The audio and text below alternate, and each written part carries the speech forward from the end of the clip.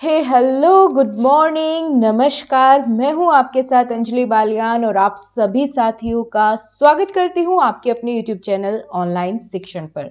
So my dear friends, बहुत सारे candidates अभी डाउट में हैं कि वो कौन से एग्जाम की तैयारी करें, क्योंकि सामने आपके DSSB और KVS PRT दोनों हैं। तो इनमें से कौन से एग्जाम की तैयारी करना अभी आपके लिए बेहतर रहेगा, पहले कौन सा एग्जाम कंडक्ट होगा, साथ ही अगर दोनों की तैयारी एक साथ करें तो क्या उसमें बेनिफिट है, सिलेबस इन दोनों का कितना सेम है, दोनों की तैयारी करने के लिए कौन कौन से बेस्ट सोर्सेज है, या और भी आपका कोई डाउट है कि सेल्फ स्टडी करे या कोई कोचिंग खरीद ले। बहुत सारे कोर्सेज अवेलेबल है जो अलग अलग चैनल्स पर कोचिंग दे रहे हैं, क्या वहां से कोई कोर्स ले ले या सेल्फ स्टडी बेस्ट रहेगा, कितना समय है अभी आपके पास तैयारी करने के लिए। तो जो जो भी आपके माइंड में डाउट आ सकता है, मैंने कोशिश करी है इस वीडियो में कि आपके हर प्रॉब्लम का सॉल्यूशन इसमें मैं आपके लिए ला सकूं। तो चलिए शुरू करते हैं आज की इस वीडियो को और देखते हैं सबसे पहले DSSB और KVS PRT में कितना डिफरेंस है। सो गाइस, सबसे पहले तो हम एग्जाम पैटर्न को समझेंगे कि KVS PRT का एग्जाम किस तरीके का होता है और DSSB PRT का एग्जाम किस तरीके का होता है। हो सकता है आप इनमें से किसी एक के दोनों के बारे में जानते भी हो, पर इस वीडियो में मैं कोशिश करूंगी हर एक डाउट क्लियर हो। जो सीटेट पास करके कैंडिडेट आए हैं उनको भी यहाँ सब कुछ क्लियर हो जाए। सबसे पहले हम देखते हैं number of questions. KVS PRT जो आपका एग्जाम होता है, इसमें कुल 180 प्रश्नों का ये आपका पेपर होता है। वहीं DSSB PRT में नंबर ऑफ क्वेश्चंस आपके 200 रहते हैं।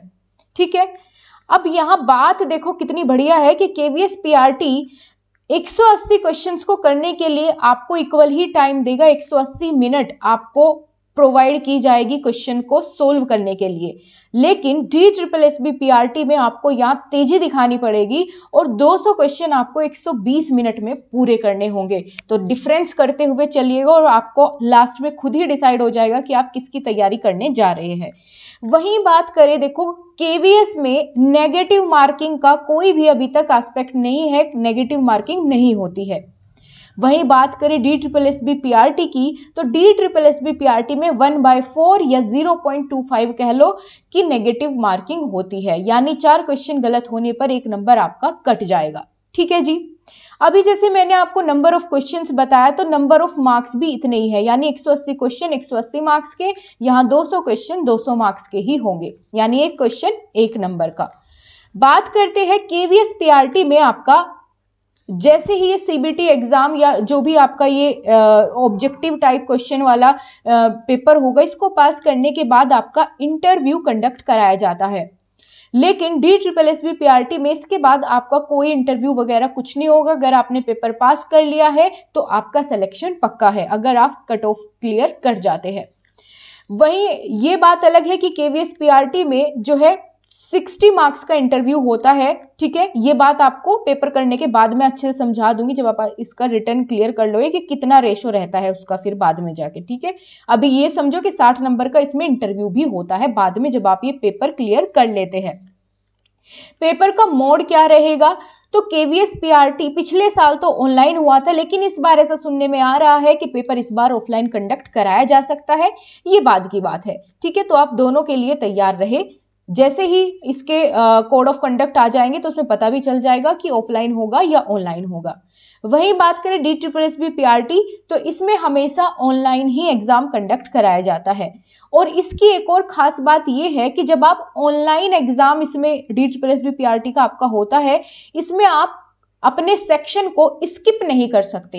यानी जैसे मान के चलो 20-20 क्वेश्चन के सेट रहते हैं कि भाई 20 मैथ्स के 20 रीजनिंग के, तो आप ऐसा नहीं कर सकते कि भाई आपसे इसमें 15 आते हैं, 15 करने के बाद आपने सोचा कि 5 बाद में देखूंगा, थोड़े लेंदी है तो मैं आगे स्किप करके अगला पार्ट कर लूं। ऐसा नहीं हो सकता, आपको साथ के साथ जितने करोगे वो सेक्शन सबमिट होके तभी आप नेक्स्ट वाले पर जा पाएंगे। ठीक है, इतना सबको डिफरेंस क्लियर हो गया। अब हम चलते हैं इसके सिलेबस पर कि भैया कितना सेम है और कितना अलग आपको इन दोनों में सिलेबस पढ़ना पड़ेगा। देन हम बात करेंगे एग्जाम की पॉसिबिलिटी कब तक है कि भाई कौन सा एग्जाम पहले होगा और कौन सा बाद में। तो चलो अब यहाँ पर हम एक बार डिटेल में सिलेबस को देख लेते हैं कि भाई कौन कौन से सब्जेक्ट इनमें पूछे जाते हैं। बात करते हैं मैथ्स की, तो दोनों में मैथ्स 20-20 नंबर का ही पूछा जाएगा, आपका केवीएस में भी और DSSS में भी, ठीक है।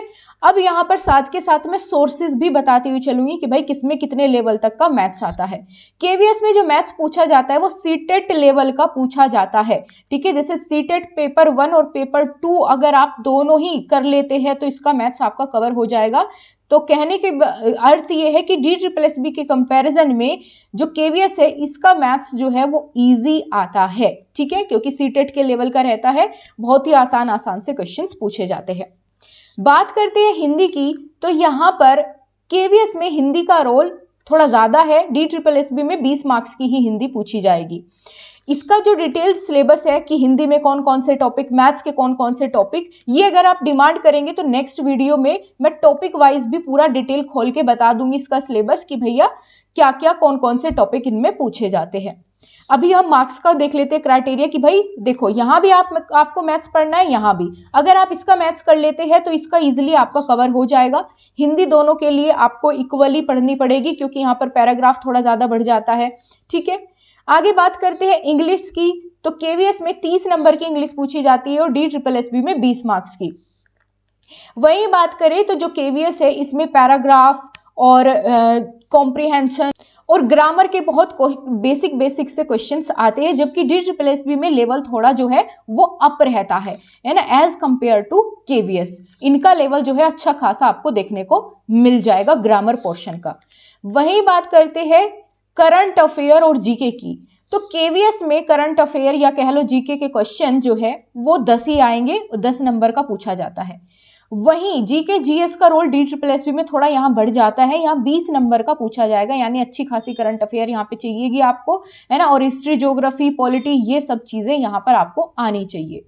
रीजनिंग की बात करें तो केवीएस में बहुत बेसिक सी 5 नंबर की रीजनिंग पूछी जाती है, ठीक है, कोई भी आसानी से कर लेगा जिसको थोड़ा बहुत भी उन चैप्टर्स की नॉलेज रहती है, ठीक है। वो मैं सिलेबस अगर आप मांगेंगे तो उसमें बता दूंगी कौन कौन से चैप्टर है, तो 5 नंबर आसानी से लाए जा सकते हैं। फिगर काउंटिंग, मिरर इमेज, इस तरह तरह के सीरीज, ये वाले क्वेश्चंस जो है इनमें 5 नंबर के बेसिक से आते हैं। वहीं DSSB में 20 मार्क्स की रीजनिंग पूछी जाती है जो कि अच्छी ठीक ठाक लेवल की रहती है, बढ़िया।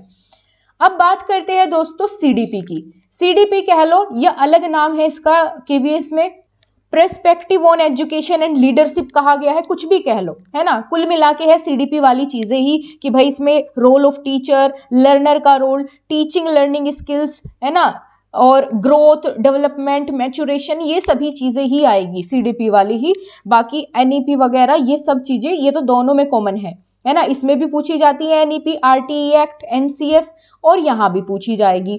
बाकी जो इसका सिलेबस है वो बहुत हद तक DSSB वाले सिलेबस से डिफरेंट है, क्योंकि केवीएस जो है वो NCERT पर फोकस करता है सभी सब्जेक्ट्स के लिए, ना सिर्फ सीडीपी के लिए।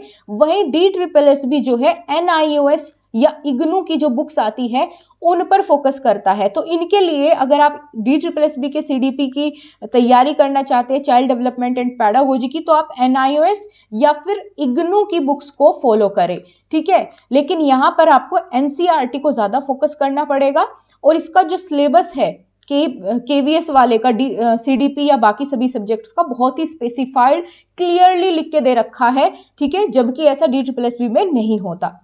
वहीं बात करें केवीएस में एक चीज एक्स्ट्रा आती है, वो है कंप्यूटर। यहाँ पर 5 नंबर का कंप्यूटर पूछा जाता है, DSSB में कंप्यूटर का कोई रोल नहीं है, ठीक है, जिसमें एक आध तो फुल फॉर्म ही पूछ लेता है। आगे बात करते हैं केवीएस में 20 नंबर की NCERT की ईवीएस पूछी जाती है, NCERT बेस पर ही रहती है, जैसे सीटेट में आती है ना आपकी, वैसे ही 20 नंबर की यहाँ पर 1st to 5th जो है 5th क्लास तक की NCERT अगर आप पढ़ लोगे तो ये 20 नंबर की ईवीएस आपकी बढ़िया तरीके से पूरी हो जाएगी।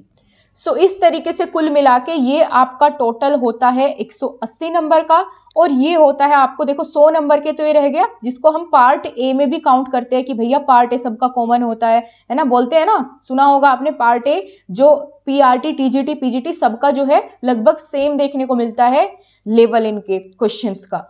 वहीं ये मेन होता है पार्ट बी में इसको बोला जाता है। तो 100 नंबर का यहाँ पार्ट बी और 100 नंबर का पार्ट ए, इस तरीके से 200 नंबर का पूरा आपका DSSB का पेपर होता है। अब चलिए हम जानेंगे कि भैया कौन सा पेपर पहले होने वाला है। सो गाइस, पहले बात कर लेते हैं DSSB की। DSSB जो है अभी तक एक्टिव मोड में था, लेकिन अब जो है बिल्कुल सुषुप्त अवस्था में है, यानी DSSB की तरफ से कोई भी यहाँ पर आगे की न्यूज नहीं देखने को मिल रही है। बस बार बार RTE के थ्रू पता चलता है कि भाई MCD ने कितनी पोस्ट भेज दी है ना, यही चीजें देखने को मिल रही है। लेकिन अगर हम एक मोटा मोटा अंदाजा लगा करके चले कि अगर सब कुछ सही रहता है तो अभी DSSB ने जिन एग्जाम्स के फॉर्म भरवाए हुए हैं, TGT, PGT है ना, इन सब के, और नॉन टीचिंग वाले बहुत सारे एग्जाम फॉर्म भरा चुका है ऑलरेडी DSSB, जिनके एग्जाम जो है मार्च अप्रैल से कंडक्ट होने शुरू हो गए है ना। मार्च अप्रैल से इनके एग्जाम कराए जाएंगे, क्योंकि सर्दियों में जो है DSSB एग्जाम कंडक्ट नहीं कराता है।